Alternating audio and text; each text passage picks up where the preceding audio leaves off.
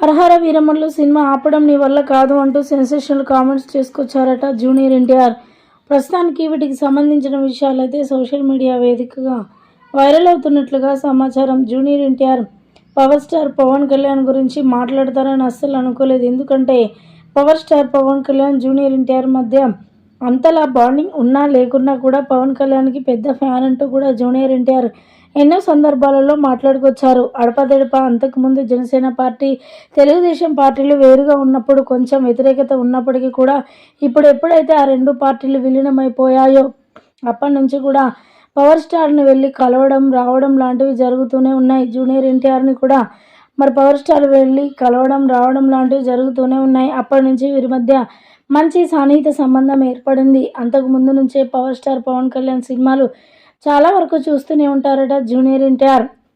ఎప్పుడైతే హరహర Veeramallu cinema trailer release చేశారో అప్పటి నుంచి కూడా ఎంతో ఆతృతతో ఎదురు చూస్తూ ఉన్నారట. కానీ ఆ సినిమా షూటింగ్ అయిపోయినప్పటికీ కూడా ఎందుకు రిలీజ్ చేయట్లేరో అర్థం కావట్లేదు అంటూ కూడా మాట్లాడుకొచ్చారు. దానికి సంబంధించి ఎవరైనా ఆపేస్తున్నారా, లేదంటే మీరే లేట్ చేస్తున్నారా మేకర్స్? ఏదేమైనా ఆ సినిమా అప్పుడు ఎవరి తరం కాదు, రిలీజ్ అవ్వడమే ఆలస్యం. ఫ్యాన్స్ అయితే రచ్చ రచ్చ చేస్తారు అంటూ కూడా మాట్లాడుకొచ్చారట జూనియర్ ఎన్టీఆర్.